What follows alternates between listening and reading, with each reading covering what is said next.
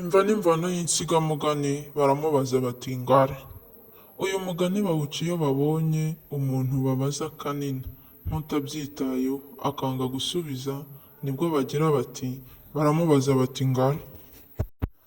Wakomotse kuri Ngari na Runyotwe bo mu Mukingo ahasaga umwaka w'igihumbi na magana ane. Hari ku ngoma ya Mibambwe Sekarongoro ari mu Ruhango na Nangingare, Mutakara na Nyamagana. Hakaba abana babiri bavuka mu miryango ituranye kandi yuzura cyane, bituma nabo buzura bakanaragirana amatungo. Umwe yitwaga Ngari undi akitwa Runyotwe. Barabana baruzura mu bwana. Bamaze guca akenge, Ngari akurana imico myiza, naho Runyotwe atangira ingeso z'uburyarya. Batashye inkwi, Runyotwe akandura iza Ngari. Ngari yagana aho yari yanitse inkwi ze agasanga Runyotwe yazanuye. Yamubaza, Runyotwe ati sinzi aho zigeye. Bacukura ibijumba bakotsa, Runyotwe akuhura Ngari, yamara gutirimuka akabyiba. Ngari yagaruka akabiheba bikamubabaza. Nuko Ngari amaze kwitegereza iyo migirire ya Runyotwe, basobanura amatungo, umwe aragira ukwe undi ukwe. Babaho bamaze no kuba ingaragu, bakomeza kwangana kugeza igihe baba abagabo.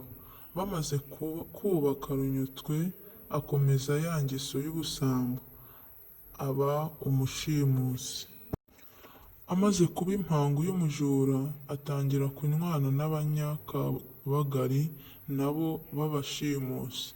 Bukeye ajya mu Busanza, naho ahashaka izindi nshuti baranywana. Ajya ku Mayaga no mu Nduga, naho arahanywana. Yiba inka mu Kabagari akazigurana n'inshuti zo mu Mayaga. Iyo aguranye akayijyana iwe ku Mukingo na Mwanabiri. Mbese akomeza kubigenza atyo, inka arazigwiza. Abonye zimaze guca ibikumbi na rubanda rumaze kumuhurahura, agira ubwoba aribaza ati izi nka ntunze zingana zitya ntagira impatse zizarinkorera. Arikora n'inyana y'ishashi ayitura Kamegeri. Uyu witiriwe urutare rwa Kamegeri wari umutware wa Mibambwe, amusaba kuzamumusohozaho. Kamegeri inka arayakira. Bukeye aramujyana amusohoza kuri Mibambwe. N'ushobojwe rero n'umutoni, Mibambwe aherako amugabira inka ayijyana iwe ku Mukingo, ijya muri za njurano. Runyotwe arakunda, yitwa umugaragu w'umwami, ahakwa nk'abandi. Haciyeho iminsi ingeso y'ubushimusi irubura. Runyotwe yiba mu nka z'Intarama za Mibambwe. Bakurikiye urwara barugeza ku Mukingo inyuma y'urugo rwe. Induru ziravuga, barahurura. Mu bahuruye hazamo Ngari. Iwabo ingabo ziroha mu rugo kwa Runyotwe, zisanga inyama mbisi n'izitetse n'iziranzitse. Runyotwe bamuta ku ngoyi, bamushyira Mibambwe mu Ruhango. Bamugejejeho baramuboha, baramudanangira, ariko Rumagihwa ntiyakoma. Baramubaza abandi bibanye akabihorera. Hanyuma ingoyi imaze kumurembya imwibutsa umwanzi we Ngari, ahitamo kutamusiga imusozi. Bongeye gukaza ingoyi bati wibana nande? Noneho abumbura umunwa ati Ngari. Baramukubita bati vuga abo mwibana. Yanga gusubiza ati Ngari, ntagire ikindi avuga. Bikomeza bityo, bigeze aho ibwami babaza abari aho icyo Runyotwe ashaka kuvuga. Bati ko tumubaza tukamushima ntagire ikindi avuga kitari Ngari. Ngari ni iki? Abazi uwo mugabo bati ni umuntu baturanye, ahari ubanza ari we bibana, kandi aho ni n'umutunzi nkawe. Baba bibana koko? ubwo Ngari bamufatiraho bamubohana na Runyutwe.